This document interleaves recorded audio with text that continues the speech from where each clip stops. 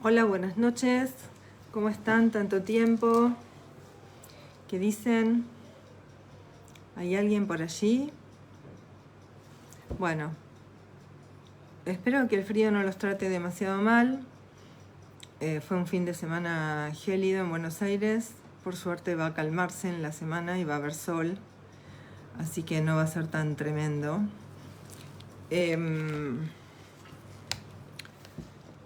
Están pasando cosas y pasaron cosas esta semana.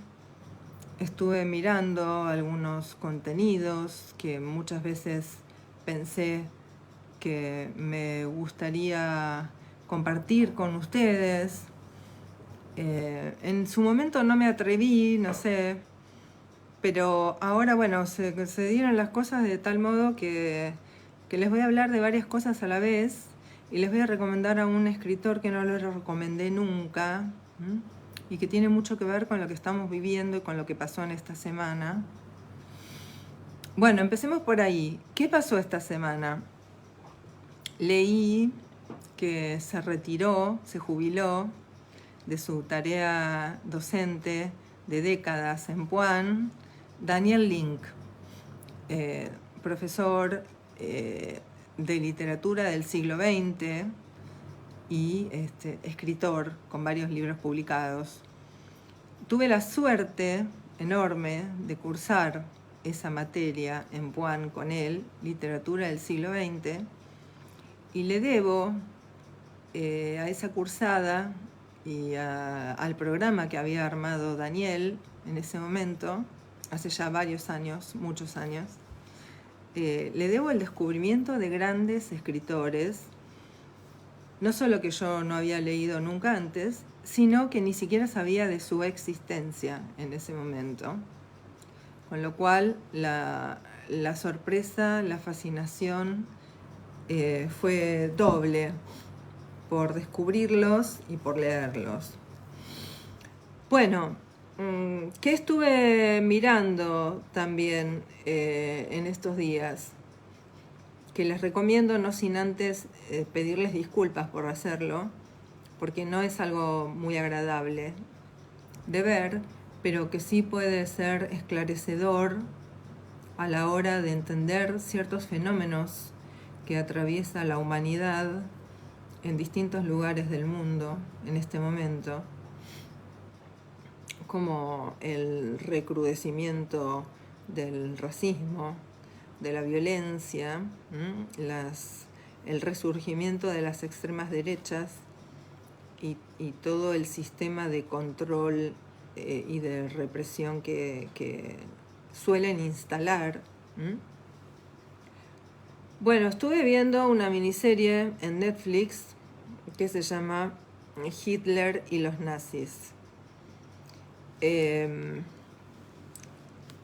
genocidio y el holocausto fue uno de los fenómenos de la humanidad que a mí siempre me despertó una curiosidad enojosa, porque decía, ¿cómo fue posible que pasara todo esto y el mundo siguiera girando tan alegremente? Bueno, la miniserie, que consta de varios capítulos, no recuerdo cuántos, si 7 u 8, está compuesta no solo por escenas actuadas, por un elenco, sino que por muchas partes documentales de la época, y realmente es escalofriante ver cómo, sabiendo lo que estaba pasando, este señor era recibido con loas y con gritos de alabanza de multitudes que se reunían en las ciudades por donde pasaba. Y es también escalofriante escuchar, porque hay grabaciones de sus funcionarios más directos, los que estaban más cerca de él, los que eran fundamentales para sostener ese régimen y para filtrarlo discursivamente, es escalofriante escuchar el registro de cómo se expresaban, de cómo hablaban, ¿no? Recuerdo un pasaje en particular donde uno de las manos derechas de Hitler, no recuerdo si Heinrich o Heimlich o Himmler, se dirige a sus subalternos y dice cosas como, por ejemplo, que todos sabemos el impacto que representa, ¿no?, entrar a un campo y ver pilas de cadáveres humanos. Pero a continuación, ¿no?, lejos de que esa reflexión le generara algún tipo de cuestionamiento subjetivo, ético, moral, religioso o de cualquier índole, lo que dice es: sin embargo, lo hemos soportado y eso nos ha hecho más fuertes. Realmente es para quedarse pasmado de escuchar ese tipo de reflexiones. Obviamente Hannah Arendt se ocupó de esto con su famoso Eichmann en Jerusalén y su noción de la banalidad del mal, que yo creo que en esta época a la banalidad del mal hay que agregarle el mal de la banalidad, que hace que la banalidad del mal circule con una tranquilidad y con una rapidez y con una penetración que llama la atención, ¿no? Es decir, se puede decir cualquier cosa, no importa cuán grave, cuán seria, cuán inmoral o cuán mentirosa sea, que de todas maneras nada va a tener la suficiente trascendencia y se va a poder seguir adelante. Bueno, entonces, ¿a qué viene todo esto? Entonces les decía Hitler y los nazis en Netflix. También algunos de los History Channels, no sé bien cuál, si el 1 o el 2, anoche medio de madrugada lo pesqué, está dando unas miniseries también tremendas sobre el tema, sobre el nazismo, ¿no? Y ahí empezamos con la cuestión que concierne a este escritor. Y ayer agarré, así de madrugada, en un momento así como de desvelo, una serie que trataba del bombardeo, de la ciudad de Dresde, considerada la Florencia del Este por la belleza de sus construcciones, de su arquitectura, de la cultura que se concentraba en ella, y del brutal bombardeo que cayó sobre la ciudad en el año, creo, 1946, y que la dejó prácticamente reducida a escombros.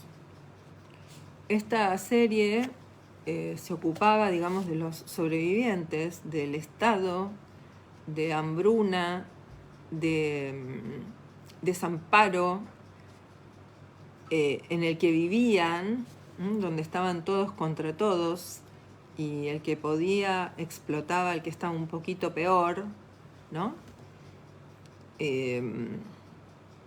Donde vivían del cultivo de papas, en general robadas por los niños, porque los productores a los niños los perdonaban, no. Entonces los niños iban a las zonas cultivadas a traer las papas que la familia iba a comer, vivían de papas. La serie mostraba cómo, es tremendo esto, ¿no?, cómo la industria bélica, una vez terminada la guerra, y una vez el bombardeo lo llevó a cabo el ejército norteamericano, ¿no? O sea, también en la tesitura de de proteger a la humanidad de la barbarie del nazismo, se cometieron otras barbaries, otros desastres humanos, a manos de los supuestos liberadores. Bueno, les decía que la serie se ocupaba, me sorprendió muchísimo, a pesar de que era de madrugada, estaba medio dormida, de lo que llamaron en ese momento las mujeres de los escombros, que eran mujeres que trabajaban 8 horas al día, 6 días a la semana, removiendo los escombros a los que había sido reducida la ciudad. Dejar la ciudad más o menos despejada y más o menos libre de escombros, aunque no totalmente, tomó, ¿no?, algo así como 7 años o algo así como cerca de 10 años. Imagínense lo que era eso, ¿no? Era un cementerio hecho de ruinas, donde la gente no tenía dónde ir a vivir, aceptaba cualquier tipo de condiciones. Bien, ¿a quién les voy a recomendar hoy y qué libro de ese escritor les voy a recomendar que tiene que ver con todo esto? Les voy a recomendar al gran escritor norteamericano Kurt Vonnegut, que yo conocí gracias a cursar literatura del siglo XX con Daniel Link en Puan. Matadero 5. Matadero 5. Kurt Vonnegut nació en noviembre de 1922 en la ciudad de Indianápolis, en Estados Unidos, y murió en Manhattan en el 2007, también en Estados Unidos. Es un escritor muy genial, porque, bueno, influido por Orwell, por Joyce y por grandes escritores. ¿Qué hizo? Hizo, digamos, de la transmisión que se propuso de la historia, una ficción novelada, y en este caso en particular intertextualizada con una historia de ciencia ficción. La novela es colosal, es imperdible de verdad, no solo por lo que transmite de la experiencia de haber estado en el bombardeo y de haber sido tomado preso. Matadero 5 es el lugar en el que lo tuvieron prisionero, el nombre de ese lugar, de ese sitio, sino por lo que hace narrativamente, ¿no? ¿Cómo decirlo? La capacidad inventiva, narrativa, cómica y cierto tipo de disponibilidad para la sátira, ¿no? De hacer de una tragedia humana como esa, transformarla en una historia de ciencia ficción, ¿no? Y hacerla pasar igual, porque la historia pasa igual, les aseguro. En algún lugar leía que él decía que se ponía a escribir de lo que fuera, y si no le encontraba eso que estaba escribiendo, el costado cómico o el componente cómico, lo abandonaba, ¿no? Se nota que sabía del recurso de lo cómico para tratar con lo siniestro, con lo terrible, con el padecimiento. Matadero 5 lo convirtió en un clásico de la literatura norteamericana, Kurt Vonnegut. Nos cuenta que fue prisionero durante la Segunda Guerra Mundial y se encontraba en la ciudad de Dresde en el bombardeo, arrasada por la aviación norteamericana. Dice que este hecho lo marcó profundamente y decidió escribir una novela sobre eso. Entonces yo les contaba que lo va mechando con otra historia paralela, ¿no? De ciencia ficción, que es la historia de un superviviente de la matanza que muchos años más tarde es raptado y transportado al planeta Trafalmador, donde se mezcla la ciencia ficción, dice, con cierta cosa payasesca al estilo Shakespeare.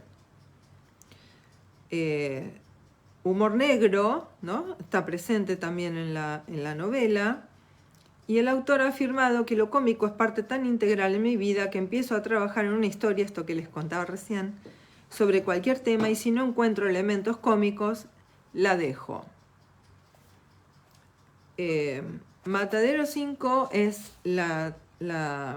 el testimonio narrativo y ficcional de esa experiencia que vivió Kurt Vonnegut esa noche del bombardeo a la ciudad de Dresde.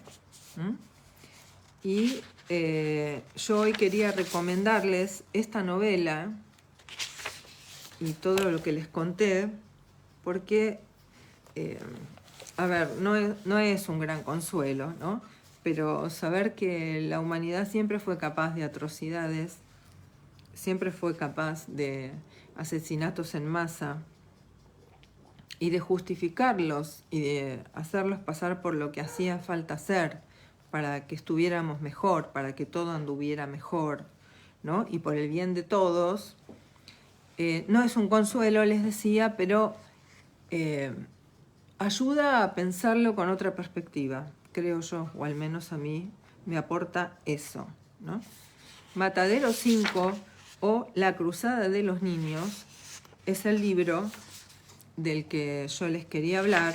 Lamentablemente lo leí cuando yo todavía era una lectora que no subrayaba los libros. Hoy estoy muy arrepentida de eso, porque mi memoria visual es pésima. La otra también, pero la visual es pésima. Entonces me acerco a un libro ya leído hace tiempo, donde no hay ninguna marca, ningún señalamiento, y siento como si no lo hubiera leído. Pero sí les quiero decir que leí Matadero 5, que es una novela impresionante que les recomiendo, de la que aprenderán un montón de cosas, la disfrutarán un montón, se sorprenderán un montón, y aprenderán a valorar a este escritor norteamericano que ha dejado grandes obras para la humanidad. De hecho, fue un gran humanista, leía recién en su biografía, ¿no? Un gran humanista, y creo que algo de eso se transmite en su obra. Entonces les quiero leer solamente la primera página para no agobiarlos mucho con la lectura. Empieza con un epígrafe que dice: el ganado muge, el niño se agita, pero Jesucito no llora ni grita. Entonces comienza Vonnegut diciendo: todo esto sucedió más o menos. De todas formas, los partes de guerra son bastante más fieles a la realidad. Es cierto que un individuo al que conocí fue fusilado en Dresde por haber cogido una tetera que no era suya. Igualmente cierto es que otro individuo, al que también conocí, había amenazado a sus enemigos personales con matarlos por medio de pistoleros alquilados. Y así sucesivamente. He cambiado los nombres de los personajes. Es cierto que volví a Dresde con dinero de Guggenheim, Dios le bendiga, en 1967. La ciudad se parecía un poco a Dayton, Ohio, aunque con muchos más espacios libres. Su suelo debía de contener toneladas de harina de huesos humanos. Volví allí con un viejo camarada de la guerra, Bernard B. O'Hare, y nos hicimos amigos del taxista que nos llevó hasta el matadero donde nos habían encerrado una noche como prisioneros de guerra. Su nombre era Gerhard Müller y nos dijo que había sido prisionero de los americanos durante algún tiempo. Le preguntamos qué tal se vivía bajo el comunismo y él respondió que al principio era terrible, pues todo el mundo tenía que trabajar muchísimo, aparte de que no había ni cobijo, ni alimentos, ni ropas adecuadas. Pero que ahora las cosas estaban mucho mejor. Tenía un apartamento, pequeño aunque muy agradable, y su hija recibía una educación excelente. La madre quedó calcinada en el bombardeo. ¿Cómo suena? Bueno, recordé leyendo este párrafo que creo que algo me quedó medio trunco en lo que les decía, porque no lo escribo, lo voy como improvisando. Es impactante ver en esta serie que les digo que encontré ayer en el History Channel sobre el bombardeo de Dresde, de lo que trata este libro, cómo la industria bélica de producir municiones, armas, cascos de guerra y todas esas cosas fue transformando en otros elementos útiles para la vida aquello que ya no servía para la guerra porque se había terminado. Entonces, por ejemplo, los cascos de guerra eran transformados en coladores de fideos o de verduras. ¿Qué tal? Así con partes de vidrio de las máscaras antigas, hacían frascos para conservas. Bueno, es impactante ver eso porque es una muestra inapelable de las cosas que puede hacer el ser humano cuando está librado a sus pulsiones y no se propone controlarlas o tiene otras finalidades. Bueno, por hoy eso. Entonces, algunas recomendaciones, Hitler y los nazis en Netflix, pero sobre todo Kurt Vonnegut, Matadero 5, donde el escritor que estuvo esa noche en el bombardeo brutal de la ciudad de Dresde, que quedó reducida a escombros y a cenizas a partir de ese día, esta novela trata de plasmar eso, no sin humor, no sin lo cómico y no sin el componente de ciencia ficción que la hace mucho más llevadera y hasta reidera, aunque no lo crean. Así que les recomiendo a Kurt Vonnegut con su Matadero 5. Es mi manera también de agradecerle al profesor Daniel Link esa cursada maravillosa que hice en Puan hace muchos años y que me hizo descubrir escritores increíbles. Bueno, espero que estén muy bien, que les haya gustado esta especie de conversación. Hoy fue más que una lectura, fue como una especie de conversación. Y la recomendación que espero que la tengan en cuenta para sus lecturas, sobre todo porque el mundo está muy complicado últimamente, ¿no? Hay épocas más pacíficas y más proclives a lo amoroso, y hay épocas más belicosas y más proclives a la segregación, al racismo y al odio, y creo que en este momento estamos en una de esas épocas. Así que quizás leer a Kurt Vonnegut y su Matadero 5 les resulte muy provechoso. Que estén muy bien, nos reencontraremos pronto, les mando un beso muy grande y esto queda subido a mis redes y a mi canal YouTube, que les invito a que lo visiten, y si quieren se suscriban. Y nuevamente vuelvo a disculparme porque YouTube pone inconsultamente publicidad en los videos y a veces se hace un poquito denso. Pero quiero decirles que yo no tengo nada que ver con eso. No me preguntaron y no tengo poder de veto al respecto. Así que muchas gracias a los que miran a pesar de eso. Y gracias a los que se pasan y comentan. Bueno, que estén bien y nos veremos la próxima vez. Hasta pronto.